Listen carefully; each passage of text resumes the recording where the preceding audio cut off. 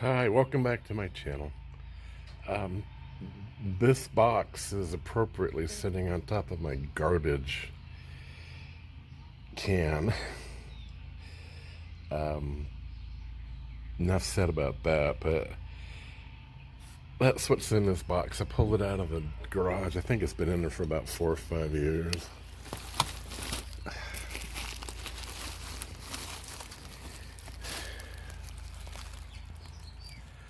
That's what we're dealing with here.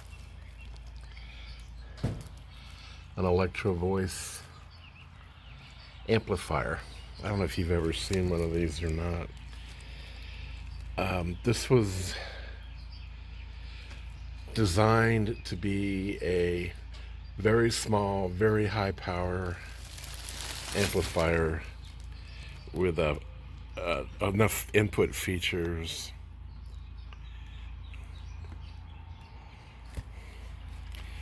to make it attractive. I think it's 70 watts per channel, if I remember correctly. It's got germanium power transistors on it that were made by Motorola, which are impossible to bind. I took the knobs off of it, but there's another one down under this thing somewhere in this box. I actually was running these. One of the channels was weaker than the other, and I was going to try to fix it until I figured out I couldn't get hold of the power transistors, so I kind of boxed it for a while. But I may try to plug it back in just for grins. It's been sitting in the garage, like I said, for about 5 years now. I've got the covers for these somewhere, but they're not next to the actual units. I put them somewhere else because they were real wood. Anyway, if it's in a wooden case, they made a version of this that had a tuner built into it, but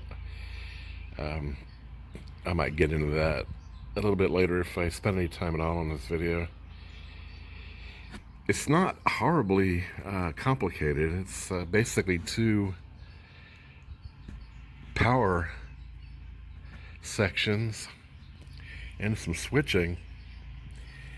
And there's a switch board on the top there. It's got a preamp in it somewhere. It's got a couple of line power connectors that you plug stuff in. I don't know what those are called. I can't remember. But these 2 power sections are identical. So I don't know. That's the power supply. It's got a couple of RF transistors in it. Not RF, but power filter transistors or capacitors. It's got a really sizable transformer. There's some more fuses down at the bottom there. So you've got fuses here. It's actually kind of a nicely built. Those are output transformers right there. Huh. I'm sure if I start getting into this box, something will probably crawl out on me. But that's what I'm kind of showing you today. I would like to at least get it partially working so I can hook up a cheap, FM stereo tuner to it and play with that. A couple cheap speakers. All right. This is not the way to do this. I was kind of playing with this yesterday. I got it out. I got it set up. And of course, immediately after getting it up on here and setting it up, this giant tropical rainstorm came in. And I was out here running around trying to cover this up because the water was coming in on it. It did not get wet, but this is not the way to do this. And these are my suicide speakers. They've been through hell now. They've pretty much been used permanently outside for stuff like this. They're still working. Don't do this, people. Try to show a little respect for your equipment, but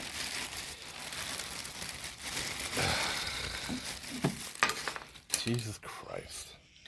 See, the water came off the bag. I don't know. Can't seem to catch a break around here.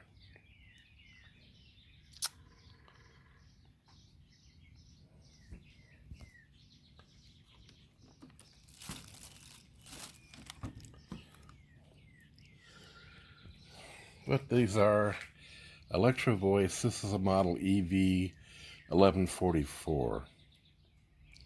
And this is an ElectroVoice model EV-1144A.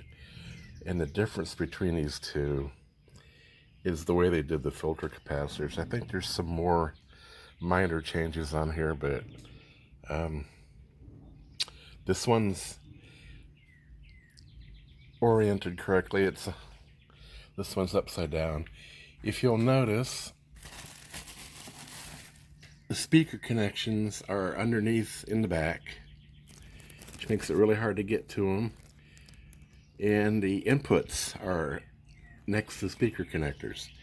And you've got this chart that shows you the inputs. It's got a mag phono, tuner, auxiliary, tape in, tape out, and two convenience outlets. One switched, one unswitched. But the interesting thing about this, see where it says ElectroVoice, Buchanan, Michigan, made in the USA. Now there's some dispute about who actually made these. There's some people out there that think these were made by Advent. I don't know. Possibly. They're nicely built. They've got germanium transistors in them. They're capacitor couple, but these are not. These are actually inverters, phase inverters that go to the speakers. So that's kind of strange. ElectroVoice made some weird stuff. These were made in 1967. Anyway.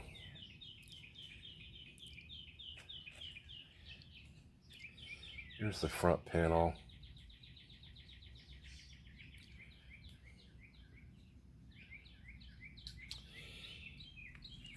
These are carcasses. I've had these probably for 10 years. I got interested in these, screwed around with them for a couple of months. Put them away in the garage. They didn't store well. I'm probably playing with fire here. But you can see these things have, they're pretty well protected with fuses.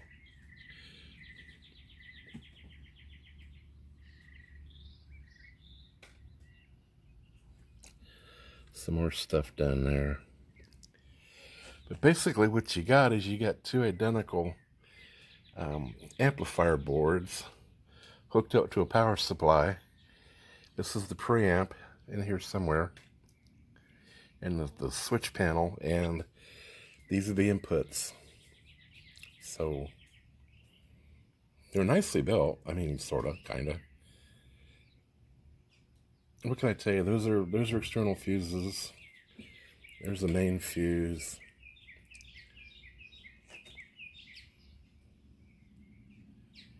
Ganged potentiometers. What it's going to do is hook this up, a transparent CD player / AM/FM radio, to use as a line source, just to get a source through here and play it for you. So hold on and let me get that water cleaned up I just put on here. All right. 94.5, which is a heavy rock station.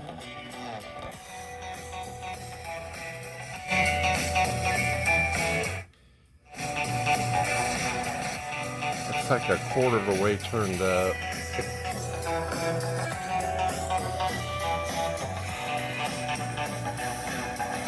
Got it on tuner.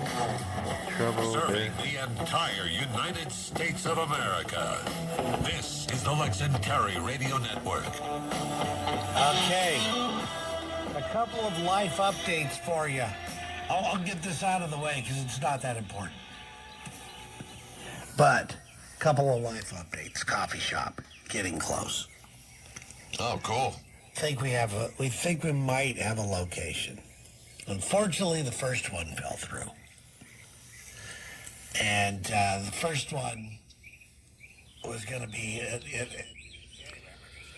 There's some discussion about what the wattage is on these. Electro-voice designed these to be very low profile, small, hi-fi amplifiers with a lot of power. They use Motorola germanium TO3 output transistors. I showed you the capacitor output transformers. They're kind of interesting. You can see there's the Motorola transistors out there. I don't even know why I'm doing it. I don't even know why I did it. I don't even know why I think I'm an expert at it. But is it on AI? It's got a very large transformer in it. This thing weighs probably about maybe 7-8 pounds. It's not about AI. I did use AI for the spelling of it though. Got the CD player hooked up to it. 3.5 millimeter to RCA splitter going to the back. That's for the input. The claim to fame on this sort of was when you changed the selection. You got a green, orange, red. Color coded. You got phono, you got tuner, and you got auxiliary. The knob's supposed to have caps on them with the colors, so you knew when you changed it. I've got the caps, the knobs, but I'm not gonna show them to you right now. I do have the covers for these somewhere, but I don't know. I'm gonna have to dig them up. They're wood. I stored them somewhere separately so they wouldn't get all rotted, but I forgot where I stored them. I think they're out in the shop in a box. Some sort of book that I believe you can do some sort of workshop on. You know, some sort of talk on. But I just don't have the title for the book yet. This thing. You guys did help with my other thing. Maybe I'll read.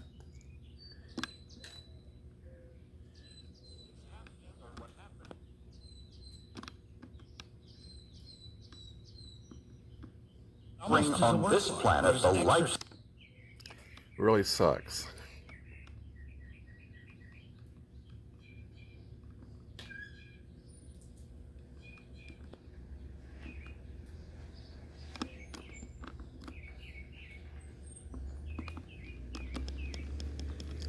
This is not the way to go.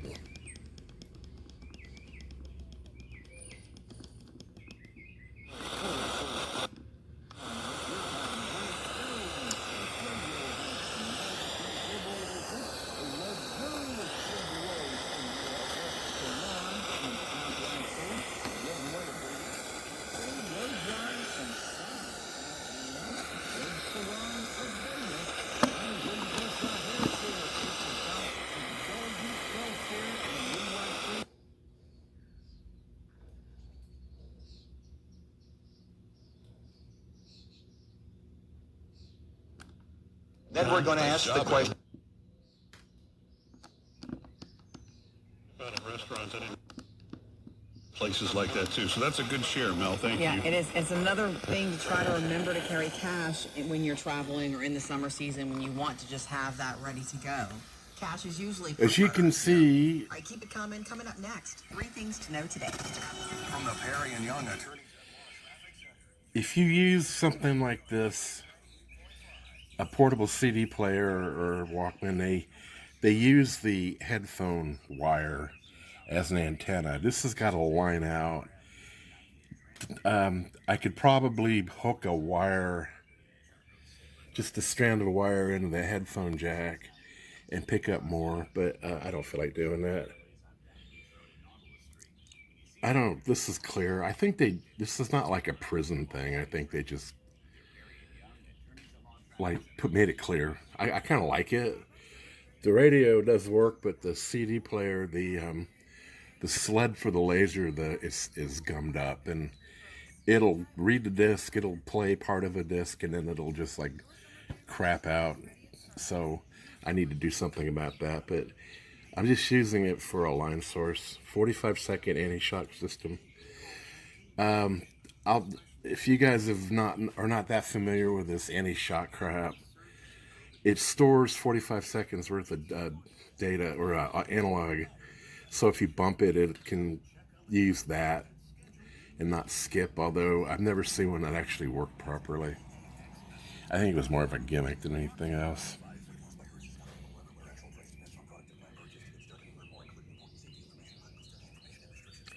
It's very early in the morning here. I've been up since 1 o'clock this morning. I think now it's about 6:30. I'm not getting very much sleep because my back is destroyed. And I've been in a lot of pain for days and I can't sleep. I'm waiting to get in to see the neurologist about that. I've had back problems for 20 years. Because the job I had as a service technician, I had to lug all this heavy equipment out of my van through a parking lot. Sometimes you'd have to go as long as a quarter mile or more to get to where you were going, and just a lot of lifting and on your hands and knees and bending over. It just ruined my back. So I'm retired now, but I'm suffering for it. /video. Stuck in the same day-to-day routine? Wake up, go to work, eat, sleep, repeat? Break through the boredom this summer and download Call of Duty Mobile for free. Enjoy. At the Gulf Specimen Marine Lab Aquarium in Panacea.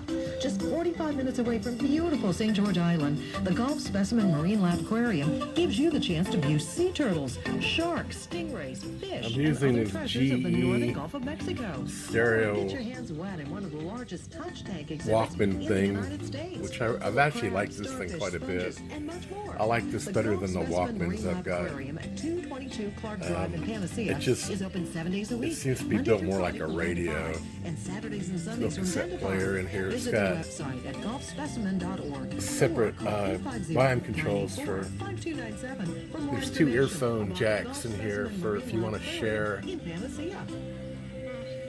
this with somebody. Make memories on Florida's Forgotten Coast with Williamson Outfitters. It gets much better From reception, inshore too. and nearshore fishing to scalloping and snorkeling in the bay. Plus custom boat tours made for family fun. We've got something for everyone. Sunsets. It's time for a nighttime flounder gigging adventure you'll never forget. Small group or big group, day or night. We've got a fleet of boats and a team of licensed captains ready to take you out. And Call or one text thing I did notice 850-251-8650 since I've been juking with or this, visit floridaducks.com. this Williamson 1144A, making the Forgotten Coast unforgettable. the outputs are all on one board, have to leave the beach so it as doesn't long have as you two can hear separate Oyster Radio boards on this 106.5 FM. 1144. Next time you're missing the beach, It's send got us two in on the boards. radio at 106.5 There's FM. one. Listen to us online. There's the other one. oysterradio.com, or check I'll have out to through plug this one in and see if smartphones it and works tablets okay. using the TuneIn Radio app, and keep up with the local news and events by liking Oyster Radio on Facebook. Crusty. Well, guess what? It's blowing up another thunder boomer here. I'm gonna have to pack up my crap again while I'm working on it because I don't want it to get wet.